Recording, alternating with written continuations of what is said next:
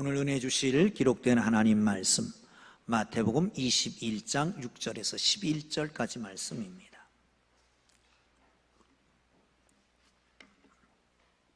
다 찾으셨으면 우리 한 목소리로 같이 읽겠습니다.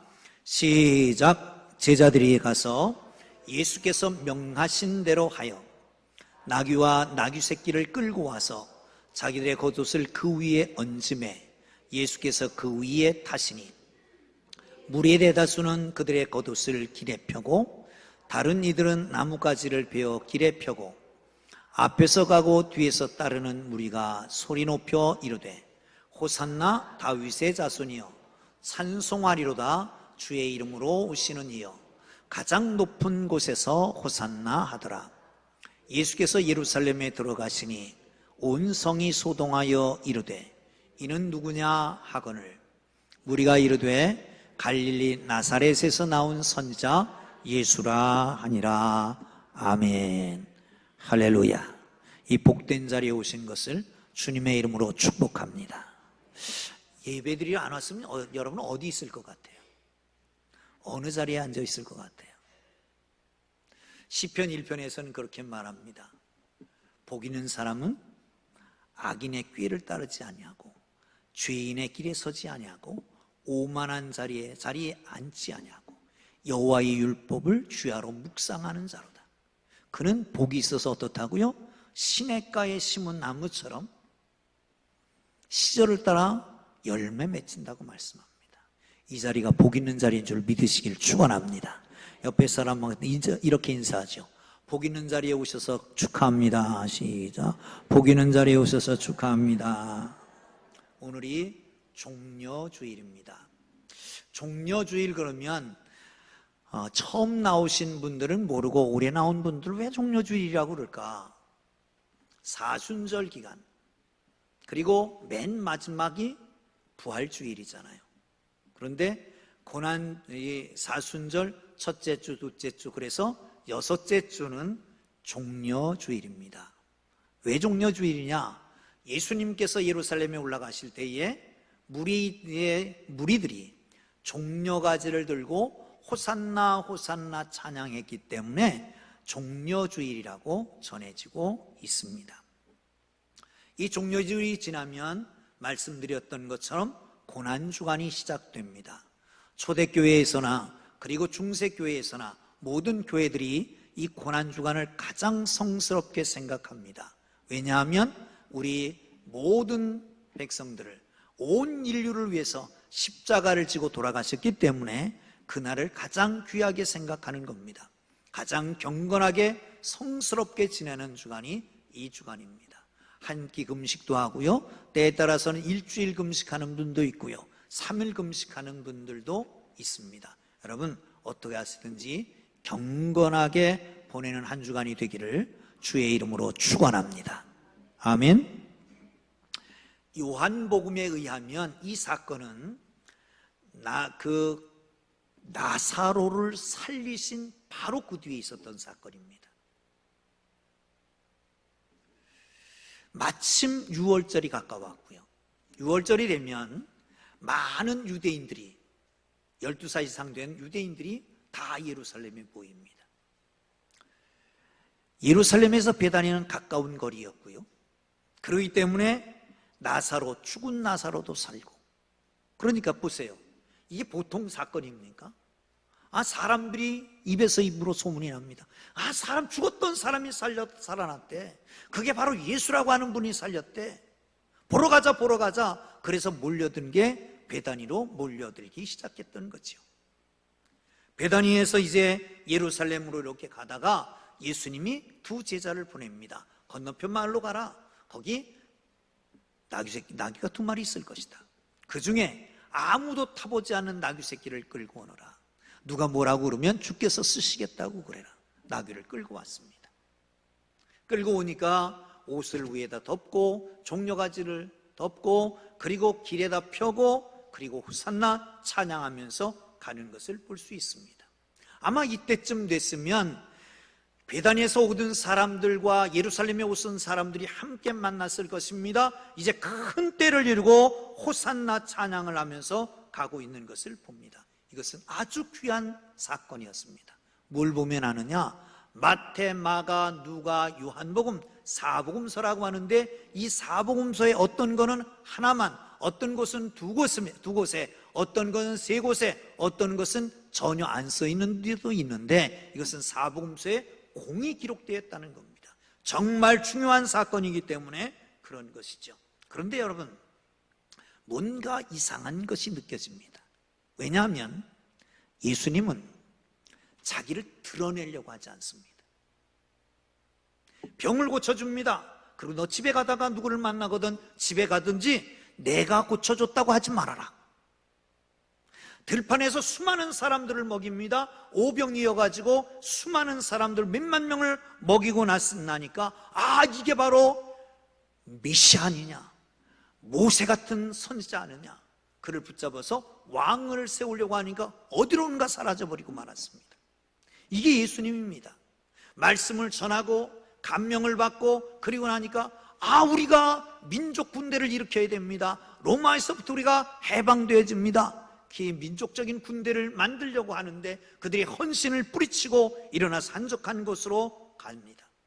대중의 인기에 편승하지 않고 군중 심리에 휘둘리지 않고 칭송받고 추앙받는 분위기에 사로잡히지 않고 이사야 42장이 말씀하는 것처럼 그는 외치지 아니하며 목소리를 높이지 아니하며 그 소리를 거리에 들리게도 아니하고 그렇게 살아오셨는데 일찍이 이런 일이 없었는데 이제 웬일입니까? 말도 안 되는 일입니다. 사랑하는 성도 여러분, 평소에 대부분은 모든 사람은 명성을 얻기 위해서 삽니다. 인기를 추구합니다. 어리석은 인생들은 칭송을 받으려고 노력합니다. 그러나 예수님은 어디서든지 일하고 착한 일을 행하시고 그러나 인기가 상승할 때까지 기다리지 아니하시고 거기를 떠납니다. 한적한 곳으로 갑니다.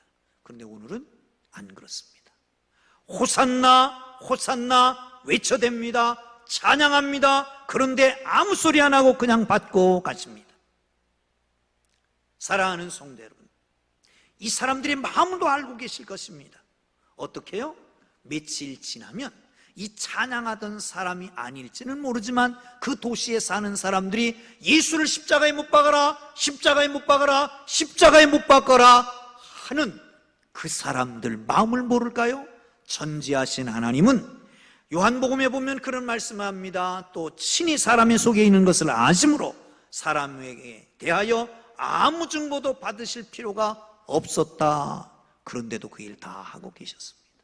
왜 그러셨을까? 여러분, 성경을 읽다 보면 구약의 선지자들의 행동을 보고 깜짝 놀랍니다.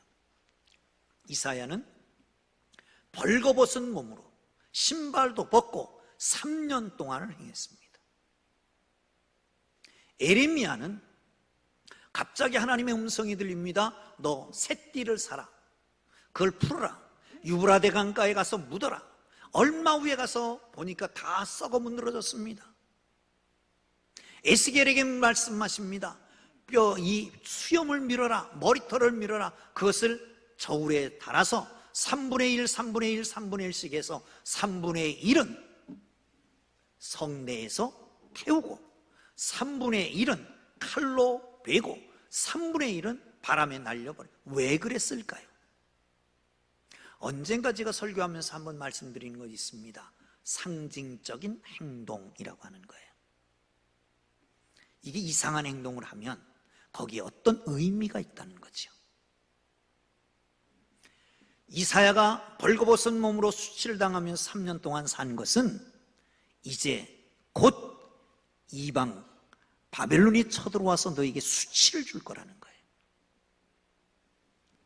에레미야가 허리띠를 끌어서 묻었다가 다 썩은 다음에 꺼낸 것은 너희 교만한 너희들아, 이스라엘아, 이 교만이 썩어 문드러질 것이다, 이걸 가르쳐주는 겁니다. 에스겔은 뭘 가르쳐 줄까요? 이제 적이 쳐들어올 것이다.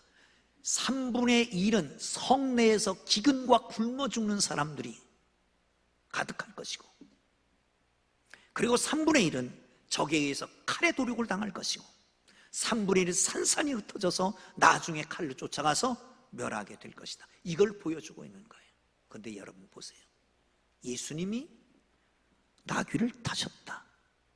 예수님이 지금까지 칭송을 전혀 안 받고 갔던 분이 칭송을 받고 갔다. 뭔가 의미가 있는 거 아닙니까?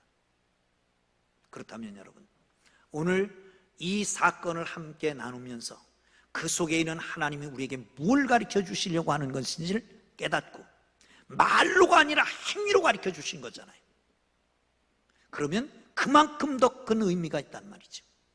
이것을 깨닫고 그렇게 살고 하나님이 주시는 복이 있기를 주의 이름으로 축원합니다. 할렐루야, 할렐루야. 성경을 봅니다. 7절, 마가복음 11장 7절입니다.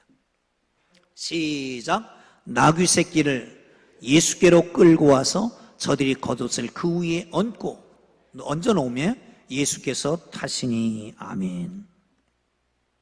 여러분, 얼마나 우스꽝스러울까요? 아까 그 그림 한번 다시 보여주실래요? 아까 그 그림. 자, 이거예요. 나귀보다 큰 예수님이 타셨습니다. 그 주위에 건장한 사람들이 지나갑니다. 그리고 종려가지를 들고 호산나 찬양을 합니다. 얼마나 우스꽝스러울까요?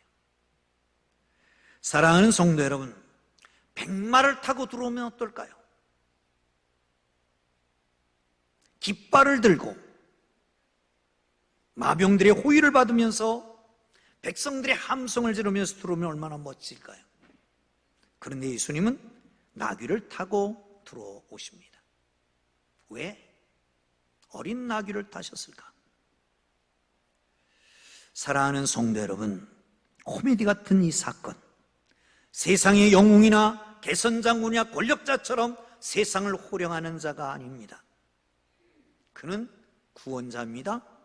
도살할 양같이 끌려갑니다. 아무 소리가 없습니다. 십자가에 처절하게 갑니다.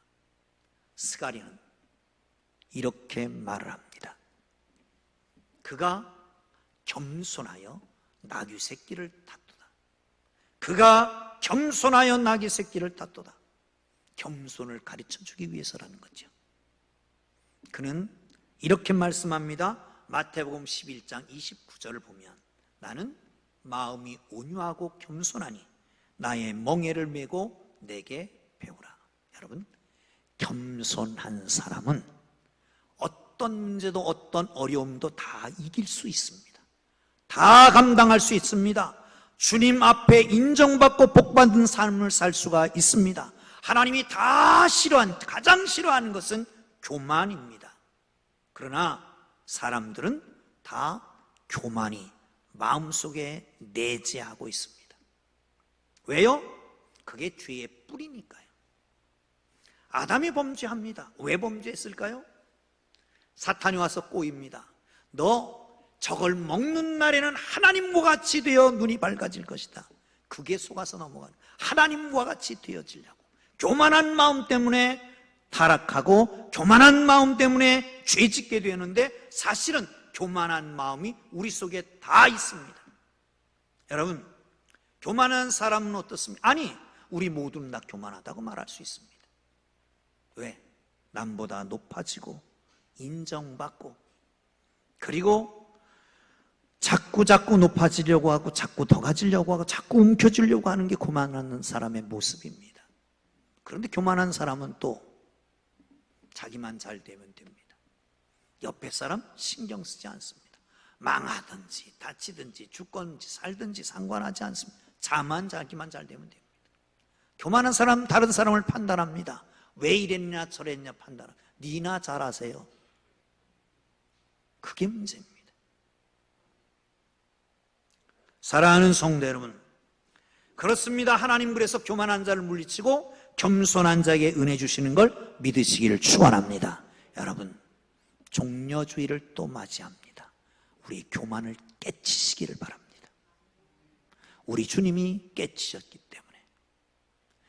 빌립보서 2장에서는 이렇게 말씀합니다. 그는 근본 하나님과 본체시나 하나님과 동등됨을 취할 것으로 여기지 아니하시고 오히려 자기를 비워 종의 형체를 가져 사람들과 같이 되셨다고. 가장 높은 곳에 계신 분이 가장 낮아진 거 아닙니까? 가장 추앙을 받아야 될 분이 가장 비천하게 되시지 않았습니까? 가장 대접을 많이 받아야 되는데 겸손하셨지 않습니까? 사랑하는 성도 여러분, 교만을 깨고 겸손한 하나님의 사람들 되기를 주의 이름으로 축원합니다. 인도에 아주 겸손한 왕이 있었답니다. 누구에게나 머리를 숙입니다. 누구에게나 칭찬을 받습니다. 하루는 한 신하가 와서 왕에게 이렇게 얘기합니다. 왕은 이 나라의 지존입니다. 특별히 머리를 아무 데서나 숙여서는 안 됩니다. 머리는 가장 존귀한 곳이기 때문에 그렇습니다. 왕이여, 함부로 머리를 조아리지 마십시오. 왕이 갑자기 그러는 거예요. 여보게, 자네 구해가지고 오게. 뭘요? 고양이 해골, 말의 해골, 사람의 해골을 가지고 왔더니 그 시장에 가서 팔아오게. 시장으로 나갔습니다. 하루 종일 기다리는데 사람이 잘 안 옵니다. 어느 날 어느 순간에 한 사람이 오더니 흥정을 했습니다. 이거 얼마입니까? 뭐니까? 고양이 해골이었습니다. 왜? 고양이 해골을 집에 갖다 놓으면 쥐가 들끓지 않는다고 고양이 해골을 사갔습니다. 조금 있더니 말의 해골을 사가는 사람이 있었습니다. 왜냐하면 말의 해골을 갖다 놓으면 건강해, 병 안 든다고. 여러분, 말 해골 살 생각하지 마십시오. 그래도 병 들어요. 그런데 이 사람의 해골은 팔리질 않는 거예요. 그래서 그냥 가지고 왔어요. 그래서 왕이 그때 이렇게 가르쳐 줬답니다. 머리가 귀한 것은 머리 안에 들어있는 것 때문에 그렇다. 그 머리 안에 겸손과 사랑과 자비로움을 채워 넣어라. 그러면 그게 바로 존귀한 것이다. 예수님은 말씀하십니다. 나는 마음이 온유하고 겸손하니 나의 멍에를 메고 내게 배우라. 우리 주님의 겸손으로 가득 채우기를 주님의 이름으로 축원합니다. 할렐루야. 우리는 아무것도 모릅니다. 사실은 내일 죽을 것도 모릅니다. 아무것도 모릅니다. 내가 강하다고 생각하지만 강하지 않을 것도 모르잖아요. 요즘 어떤 사람은요, 갑자기 병원에 갔다가 암이다 그래서 술하는 사람도 있고, 갑자기 푹 쓰러져서 가는 사람도 있고 그렇습니다. 여러분, 만약에 교회 안 왔다가 집에서 낮잠 자다가 텔레비전 보다가 쓰러졌어요. 아마 천국은 갈 거예요. 예수 믿으니까. 근데 예수님 앞에 가서 너 뭐 하다 왔니? 그럼 뭐라고 대답할까요? 사랑하는 성도 여러분, 나귀사기 채기 타신 예수님, 그분은 겸손하기를 원하십니다. 뿐만 아니라 나귀 새끼 같은 우리를 쓰신다는 겁니다. 우리가 잘나서 쓰시는 것 같습니까? 돈이 많아서 쓰시는 것 같습니까? 명예가 있어서 쓰시는 것 같습니까? 요거를 사용하면 쓸 가치가 있겠다 그래서 사용하실 것 같습니까? 아니요. 연약하기 때문에, 무력하기 때문에, 평범하기 때문에 하나님께서 우리를 쓰시는 걸 믿으시기를 축원합니다. 능력이 없고 연약한, 한 번도 사보지 않은 분, 한 번도 타보지 않은 나귀 보세요. 얼마나 힘들었을까요? 한 번도 짐을 실어보지 않았습니다. 요령도 없습니다. 능력도 없습니다. 그 나귀 새끼 얼마나 힘들었을까? 그런데 그걸 쓰는 거예요. 힘도 없고 연약하고 경험도 없는 걸 사용하는 거예요.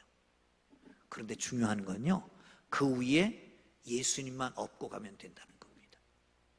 그러면 길을 비켜요. 호산나 찬양을 받아요. 기억할 게 있습니다. 어떤 분이 그런 얘기를 하더라고요. 머리를 절대 듣지 말아라.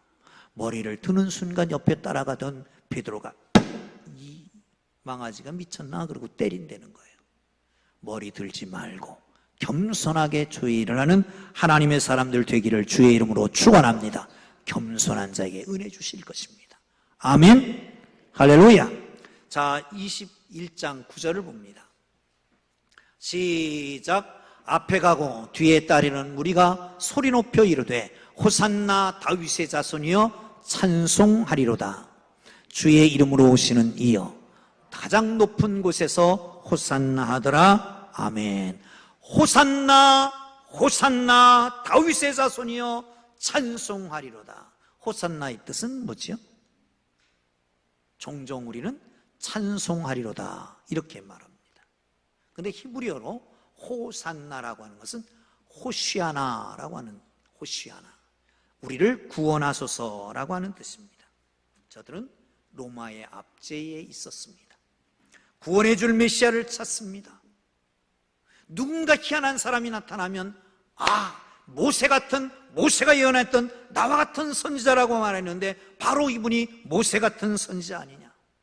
조금 능력을 행하는 사람이 나타나면 다윗과 언약했던 이새의 뿌리에서 나와 같은 사람, 온 세상을 다스릴 메시아가 온다고 그랬는데 바로 이분이 아니냐라고 생각해 왔습니다. 드디어 희한한 인물이 하나 등장했습니다. 죽은 자도 살리고 병자도 고치고 눈먼 자도 보게 하고 귀 먹은 자도 듣게 하고, 광야에 갔더니 아무것도 없는데 오병이 와가지고 수천 명, 수만 명을 먹이기도 하고. 그러니 그가 바로 메시아 아니겠습니까? 찬양합니다. 찬양합니다. 찬양합니다. 호산나 호산나 다윗의 이름으로 오시는요, 호산나 호산나. 이제 로마의 확정에서 우리를 건져 주옵소서. 그거예요. 그런데 사실은 예수님은 로마의 핵정에서 구원하러 온 게 아니었습니다. 예수님은 탄생할 때에 천사가 이렇게 말했습니다. 마태복음 1장 21절 한번 띄워보죠. 시작. 아들을 낳으리니 이름을 예수라 하라. 이는 그가 자기 백성을 그들의 죄에서 구원하려 하십니다. 제가 2번 썼습니다. 그들의 죄에서, 그들의 죄에서 구원할 자이십니다. 그 이름이 그거예요. 여러분, 로마의 학정에 흔들리는 게 더 힘들겠습니까? 경제적인 어려움에 흔들리는 게 더 힘들겠습니까? 정치적인 학정에 눌려있는 게 힘들겠습니까? 아니면 죄와 사탄과 그 범죄 가운데 고민하는 게 더 힘들겠습니까? 안 해봐서 모르겠다고요? 여러분, 우리 주님께서는 근본적인 문제를 해결하려 오셨습니다. 모든 사람, 자기 백성을 저희 죄에서 구원하려 오신 것을 믿으시기를 축원합니다. 요한복음에는 기가 막히게 시간을 맞춥니다. 다른 복음서와 달리 예수님이 예루살렘 입성하는 시간 뿐만 아니라 예수님께서 십자가에 달려 돌아가시는 그날이 바로 유월절 양 잡는 날이었습니다. 이스라엘 백성들은 자기의 죄를 회개하고 용서받기 위해서 양을 대신 제물로 드렸던 거지요. 그런데 예수님이 그 시간에 딱 맞춰서 십자가에 달려 돌아가시는 거예요. 이는 세상 죄를 지고 가는 하나님의 어린 양이라고 했던 그분이 바로 그날 유월절 양 잡는 날 십자가를 지고 가시게 되는 것입니다. 여러분, 양이 몇 마리나 잡혀야 이스라엘 백성들을 다 용서했을까요? 요세푸스라고 하는 당시를 연구했던 이 역사가는 25만 6천 마리 정도 된다. 왜? 그때 예루살렘을 찾는 장정들이 그만큼 됐기 때문에. 어느 서신에, 어느 문서에 보면 예루살렘은 양의 피가 바다를 이뤘다고 합니다. 25만 6천 마리 양의 피를 잡았으면. 그런데 이제는 필요 없습니다. 예수 그리스도께서 돌아가심으로 말미암아, 예수 그리스도께서 십자가를 지심으로 말미암아, 예수 그리스도께서 양 잡는 날 모든 사람의 죄를 대신 지고 가심으로 말미암아 예수를 믿으면, 예수를 믿기만 하면 모든 죄에서 구원받고 하나님의 자녀되고 하나님 백성되고 천국에 가게 되는 걸 믿으시기를 축원합니다. 할렐루야, 할렐루야. 그렇습니다. 사랑하는 성도 여러분, 그렇습니다. 이제 예수만 믿고 그 앞에 나가면 되는 겁니다. 요한복음 5장 24절에서는 내가 진실로 진실로 너희에게 이르노니 내 말을 듣고 또 나 보내신 이를 믿는 자는 영생을 얻었고 심판에 이르지 아니하면 사망에서 생명으로 옮겨졌다 말씀합니다. 유일한 구원자가 예수님인 걸 믿으시기를 축원합니다. 유일한 축복권을 가지고 있는 것도 예수님입니다. 예수 믿는 사람만이 예수 안에서 축복이 있는 걸 믿으시기를 바랍니다. 영혼이 잘되고 범사가 잘되고 강건한 축복 예수 안에서만 있습니다. 호산나 다윗의 자손으로 오신 이여 그를 부르고 그분이 주시는 놀라운 은혜와 축복이 여러분 모두에게 있기를 주의 이름으로 축원합니다. 한 사람이 활을 당겼습니다. 독수리를 잡으려고. 활을 당기려고 그러다가 독수리가 뭔가를 주시하는 걸 보고 잠깐 머물고 있었습니다. 그 독수리는 큰 뱀을 주시하고 있었어요. 그런데 자기가 먹으려고 그랬더니 그 뱀이 또 뭔가를 주시하고 있는 걸 봤습니다. 개구리입니다. 개구리는 무당벌레를 주시하고 있었습니다. 깜짝 놀라서 나를 쏠 사람이 없는가? 뭐를?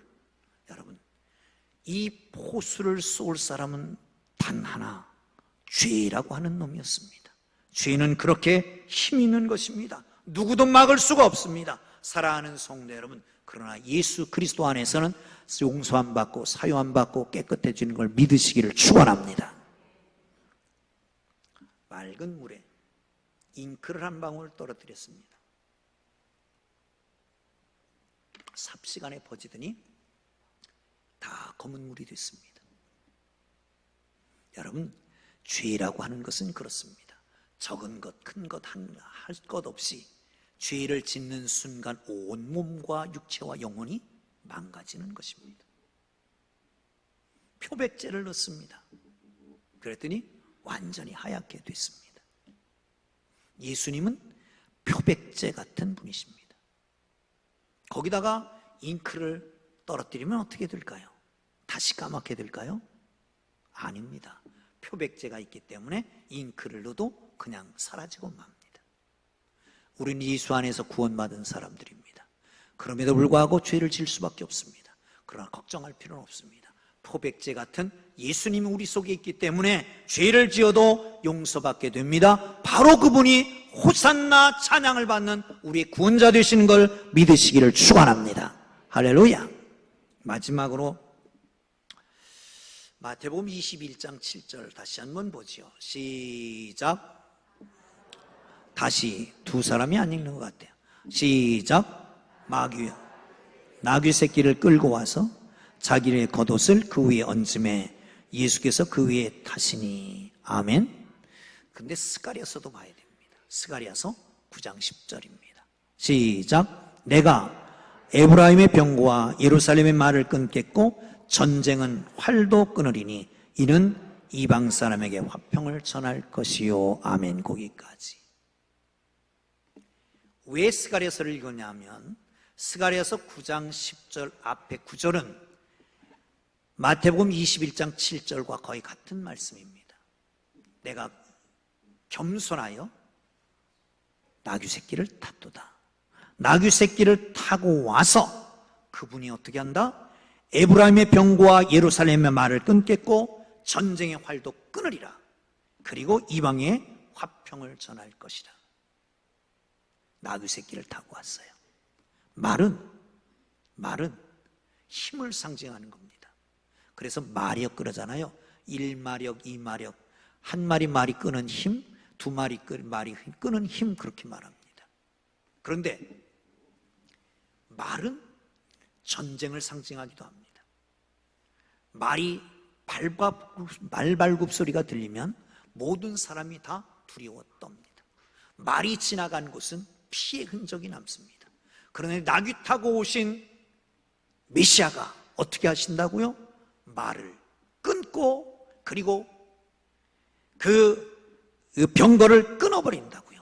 그리고 나서 화평을 전한다고 말씀합니다. 다시 말하면 나귀 타고 오신 예수님은 화평케 하기 위해서 오신 것을 믿으시기를 축원합니다. 할렐루야. 화평의 상징을 말합니다. 나귀 새끼를 타신 예수님은 세상에 화평을 전하러 오셨습니다. 그러므로 여러분, 화평케 하는 하나님의 사람들 되기를 주의 이름으로 축원합니다. 여러분, 내가 가정의 화평을, 직장의 화평을 만들고, 어떤 공동체의 화평을 만들고, 단체와 단체 간의 화평을 만들고, 인간관계의 화평을 만드는, 화평케 만드는, 화평케 하는 하나님의 사람들 되기를 주의 이름으로 축원합니다. 할렐루야. 한 가지 얘기라고 마치려고 합니다. 제목은 건축입니다. 배를 타고 가던 배가 파선이 됐습니다. 난파선에서 몇 명의 사람들이 헤엄을 쳐서 한 섬에 도착했습니다. 섬을 탐색하던 이 사람들이 섬 끝 어딘가에 건축자재가 잔뜩 쌓여 있는 것을 봤습니다. 회의를 합니다. 어떻게 할 거냐?